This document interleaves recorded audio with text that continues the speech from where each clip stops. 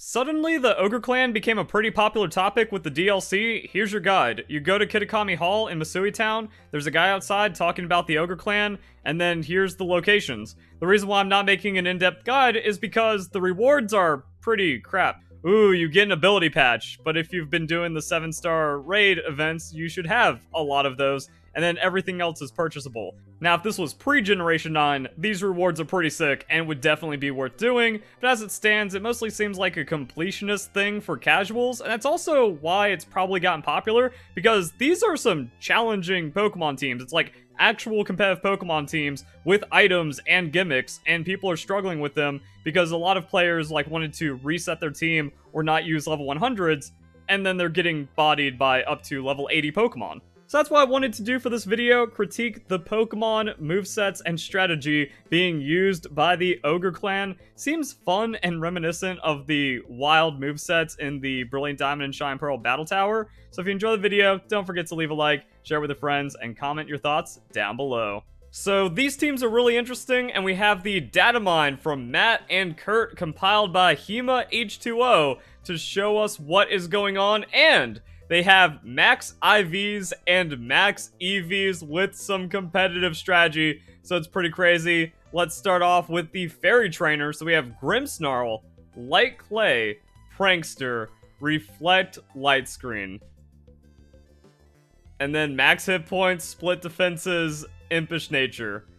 That's going to be pretty problematic if Clefable gets in and starts setting up the Calm Mind. No unawares. This isn't like peak competitive. Kids aren't ready for that. That's a little too much. But even then, alright, max hit points, max defense, that's doing it properly. And then the special attack, well, technically getting the most efficiency out of the nature, and then going into that Calm Mind means, oh, this thing can hurt, and you have to put in a lot extra to KO it, because Light Screen Reflect with the Light Clay turns, and then having to chew down another quarter while it's getting special defense. The Gardevoir, interesting, because this is not going to be a flat rules battle, so if the opponent has any level advantage because you're just scraping by or you're not expecting such high leveled enemies and you're trying to use a more story team, this could get problematic real quick. Level disadvantage into max defenses, yeah, you might have to 3-hit KO Gardevoir while it's just running you over. Timid Nature, just for that little bit of extra speed to make the game difficult on you. And then multi-coverage. Some of the Pokemon have items, some of them don't. It's kind of half and half. But yeah, this thing's going to coverage out into you, and you're going to have bad time. Special Attacker, Mystical Fire, Stat Drops, and Defense. Yikes.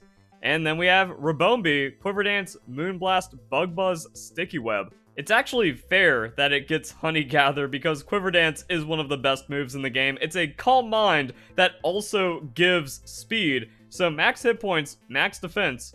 It's surviving hits, it's getting a Quiver Dance, and then it's going to pop you with something.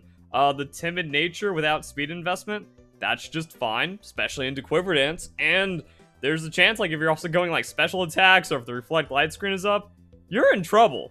Oh yeah, I forgot to mention this earlier on in the video, so I'm just going to splice it in. But if you did the Ogre trial, which moveset gave you the most problems, or which strategies caught you off guard the most? Like I said, as a competitive player that's really experienced with battle facilities and stuff, the Brilliant Diamond Shine Pearl one being nutty, but also the battle tree just being unfair and having some of the craziest movesets you've ever seen, I can't really think through how this would be too wacky. But again, this is kind of blowing up, so the average player is having some kind of experience, and I want to know how that's going for people just stumbling into this, or people that were yeah, I was prepared for this, but my mid-70s in-game team still had a very difficult time. So I want to hear about that. I want to hear the stories. So these teams are pretty spicy, and then we can also see some pseudo themes coming in. Drizzle, Damp Rock, Politoed.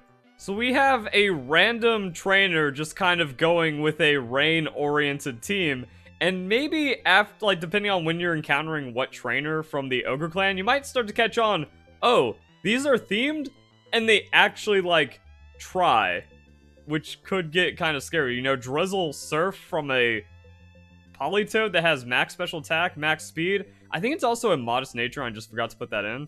Oh, Impish, really? it could actually be too strong otherwise, because this is somewhere between like the toughest trainers in the game and a battle facility, but also like Brilliant Diamond Shining Pearl stepped it up on the gym leader rematches, and this is just like, yeah, good luck up against level 70 opponents. Yeah, any level disadvantage or being like neutral on levels, this could be tough, and a story team might not be like perfectly EV trained because of all the wild Pokemon encounters. If you didn't hyper train it or breed it, or I don't know, casuals are weird to me and I don't understand them. Yeah, you're just gonna like walk into this and get wrecked.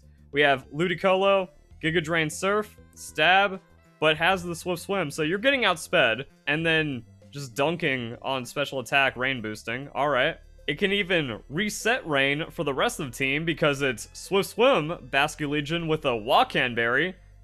Oh, I feel bad for, like, the Timmy that thinks, yo, I'm gonna hit this thing with an electric type, and then the Wakan Berry eats it, and then they just lose the battle in Blackout. That's guaranteed to happen with, like, a couple million people playing the DLC. So, Wave Crash, Shadow Ball, little touch of fairness in here. It is a jolly nature, so make it to where, like, yeah, the Ghost type of move isn't going... Like, that would be pretty rough if they were like, oh, hey, kids, let's teach you how the game works with a last respects Swift Swim Basculegion could actually accidentally sweep a team. So Wave Crash, still just lots of damage, especially with the rain boosting, Crunch for coverage, Aqua Jet just in case. Still pretty nasty. And then a Shell Smash Dreadnought. Fortunately, like, you might not have too many problems against this. Rock Tomb, 60 power, rock type move, isn't going for the Swift Swim here. Effectively triple stab on the Jaw Lock, and then, yeah, Liquidation is just going to do a thing. So, but, like, if it Shell Smashes and you don't have an answer, unlucky. After that, we have an electric-based team that gets kind of interesting. So, random-ish, standard-ish Raichu, modest nature, 110 speed, max EVs. Yeah, a lot of... An average team is just going to get outsped by a Raichu. Thunderbolt hurts, Light Screen is annoying, Thunder Wave Static is annoying, Grass Knot could just happen into a ground-type Pokemon. And then we get into Probopass, where the strategy gets really cool and unlocks other parts of the team. This isn't, like, super competitive, but I feel like for casuals, this is like A+ tier, S- tier. You know, imagine some friends that don't really know what they're doing, but they're starting to, like, understand a little bit more about Pokemon battles, and then one of the Timmys cooks this up and goes, wait a second, gravity means my Zap Cannon has a greater chance of landing, and then they're always paralyzed. Also, sturdy ability means gravity's going off. Maybe Zap Cannon can just kind of happen. Power Gem, Flash Cannon, so going into the hits, it's a hardy nature, so like no drawbacks, which is interesting, and then just max hit points, max special defense. Good luck chewing through this thing, and then Zap Cannon means you could get paralyzed, and the game gets super ugly. And then they have Vikavolt with Electric Seed, after Luxray comes in with the Terrain Extender Electric Terrain. It's also got Wild Charge, Ice Fang, Crunch. Now, those of you who think you're smart might be thinking, wait a second, Levitate means it's not grounded, so it's not going to be affected by the terrain, therefore Electric Seed never activates. That's what gravity is for! The chess puzzle of this team is actually really awesome to think about, and then it has its own Zap Cannon. So now, you have to deal with a Vikavolt that is modest nature, is max special attack, max hit points, and has the defense boosting, while it's going to be hitting you with crazy power, 100% chance to paralyze, and if it has, like, weird level advantage shenanigans, it might just re-outspeed you. Thunder Gravity as well, and then it's got Bug Buzz, also cheeky fun acrobatics with that Electric Seed. Bro, this is definitely S-tier creative, and that's why I'm saying, like, it's casually amazing to think about. And someone's going to learn about all these game mechanics from an in-game Pokemon team that isn't in a battle facility. That's pretty dope. Then the next team is a Sunny Day team where we have Drought, Heatrock, Ninetales with that Flamethrower, Energy Ball, Dark Pulse. That's just some damage, and then Annoyance on the Will-O-Wisp. Once again, impish nature, so it's actually just like kind of free bulk and a nerfed amount of damage, because this could actually be too strong into a kid if they're just like taking Stab into Flamethrower into Sunniness, or like a super effective max special attack, max speed hit from a Ninetales. Your in-game team isn't ready for that. Chlorophyll Shiftry! Leaf Blade, Swords Dance, Sucker Punch, Explosion. I wonder what, like, the programming is, where it's like, oh, Shiftry's red bar just, like, defaults to the explosion anyway, so it's like, Swords Dance, takes a hit, Leaf Blade, well, that's, like, +2 Chlorophyll, max attack, Adamant Nature, max speed. Oh, it might actually one-shot a kid, and then it has a Sucker Punch, and then Explosion. If this Shiftry 2-for-1 someone, that's a bad day. And the funny thing is, it's not even utilizing Shiftry's new ability with Wind Rider. I've been having a lot of people say, hey, you need to talk about Shiftry's Wind Rider. Do I? It gets Wind Rider. That doesn't necessarily make it, like, insane. Also, that's just kind of, like, weird, because we don't have a Pokemon that comes in and automatically sets Tailwind, which lasts less time than a sunny day. But you could immediately, like, get up and going with the Chlorophyll, and it's doubled, and nah, it's too weird. Also, Empoleon having a change to competitive. But I don't see this actually, like, cracking open the Pokemon anyway. So, okay, we got that covered. Let's get back to these in-game teams, where Flashfire Chandelure has max hit points, max special attack.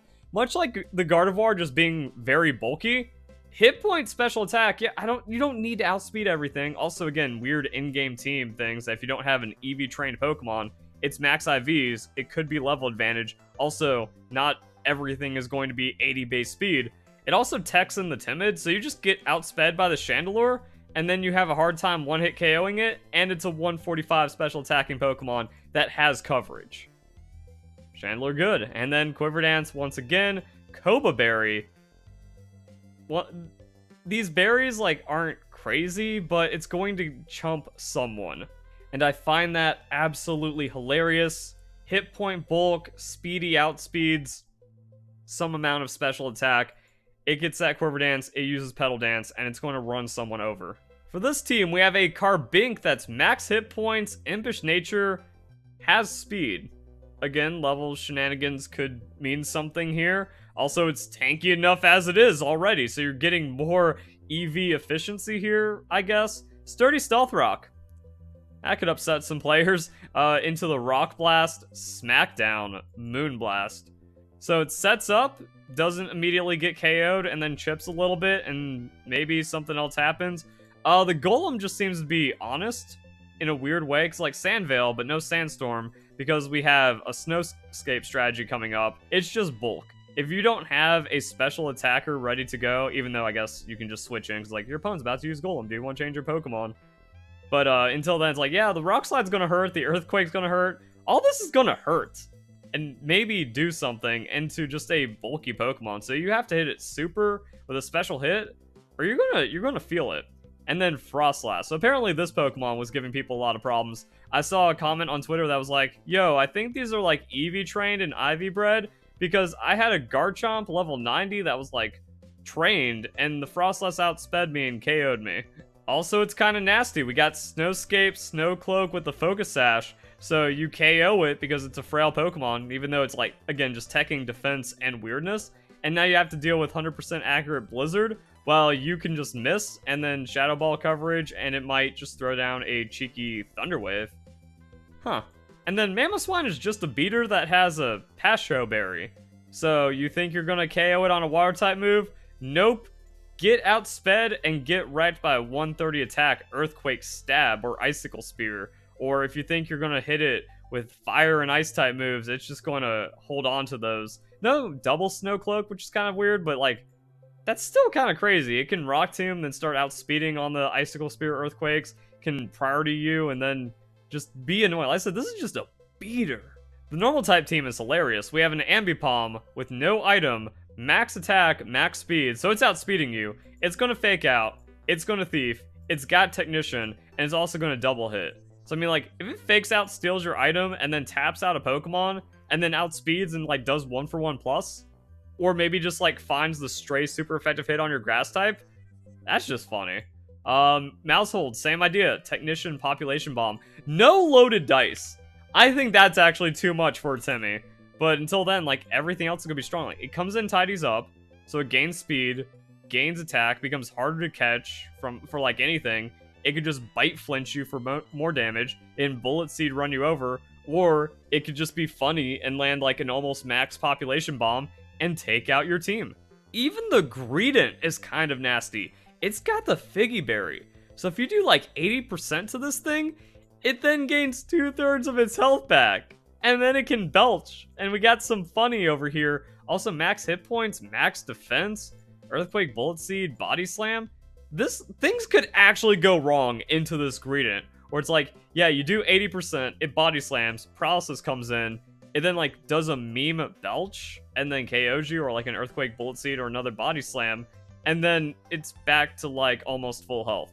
And then we got our boy Snorlax, Leftovers Curse, Body Slam, Heavy Slam, Earthquake, max defense, max special defense, offensive nature with the Brave, only cutting on speed because, yeah, there's no speed tricks here when you got a 30 speed Pokemon.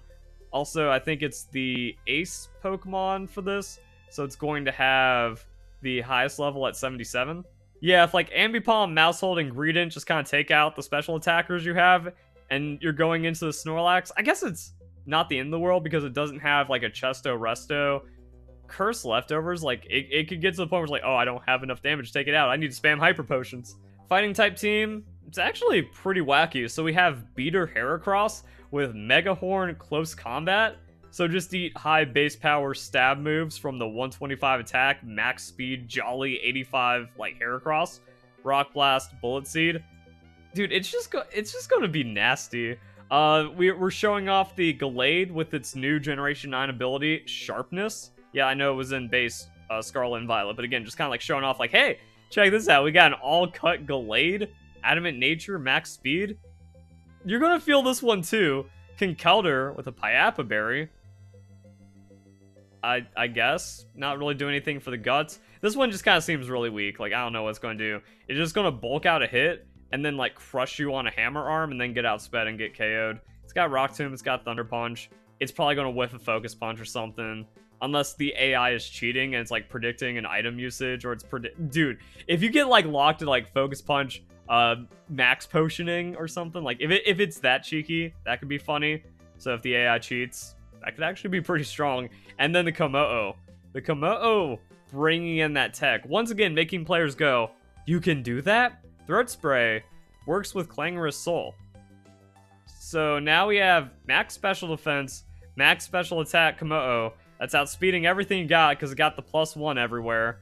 Clanging Scales does big damage special attack. Aura Sphere, stab special attack. And then Iron Head because it's actually a hardy nature and it's +1 anyways. So this could just end you. There's not enough hyper potions that you can use or revives if you're just in a perpetual loop of getting one shot by this thing. And then the last team's kind of underwhelming, but have the extra damage for a level 80 Pokemon. Is chilling here. So Toxic Spikes, Sludge Bomb, Hex, Will-O-Wisp. I guess Timid Nature, max speed, max special attack. The Gengar is actually not really that much of a threat. It's like sets Toxic Spikes, Focus Sash activates. If it got a free turn, then it's going to Will-O-Wisp Hex. If not, Sludge Bomb for coverage. I don't know how it's scary. Like, it needs a Destiny Bomb to just be, like, extra nasty. Just a max hit points, max attack, Beater Crawdaunt. You're going to hit it. It's not going to get KO'd. And then it might KO you on a Crab Hammer knockoff or finish you off with the Aqua Jet. And then once again, just like a weird throwaway on the Pokemon because it could be too strong otherwise. So just 3 moves. Trevenant. Horn Leech, Will-O-Wisp, max attack, max defense, impish nature, Shadow Claw, Woodhammer. I guess, like, if you're not expecting it, something weird might happen. Oh, physical attacker. Nope, Will-O-Wisp, and now it's back to full, and you just kind of lost a Pokemon. And then your special attacker still, like, isn't going to KO it and takes chip, and then stuff happens. Eviolite on the Dusclops. Learn to play, Timmy. Max hit point, max special defense, sassy nature. So we got the physical wall, and then we got the special wall, Pain Split, Shadow Ball, Shadow Sneak Payback. Okay, so not following up with a lot of damage, but I mean, like, it's not going to take damage. It can Pain Split when low, Shadow Sneak to finish off, and then it's just going to hit you. And then the final Pokemon, Choppleberry, Supreme Overlord, King Gambit. this is kind of why I ask, like, what the experience that people have had is, because this could just be bad. I don't know if it's programmed. I don't know if it's possible to where, like, oh, Supreme Overlord actually, like, hyper kicks up its damage. If you don't have Pokemon over level 80 on your team, it might just be too strong. It's like, it just Sucker Punch finishes off everything or something. Iron Head, Brick Break, Kowtow Cleave, all that coverage. And if you think, I've got it on the fighting type move, it survives, hit you with the Kowtow Cleave, Sucker Punch, and then game's over. GG. So we have some very interesting movesets, some very interesting Pokemon teams, some really fun and cool strategy. Again, not like the most elite, try-hard competitive, but like competent. And whenever a trainer just has max IVs, also there's like no 0-1, so it's just max IVs, max EV placement somewhere. Oh, like suddenly the battle just became 3 times harder than any other just random normal trainer. That does spice things up quite a bit. So if you guys enjoy the video, hope you have a nice day. Thank you very much for watching.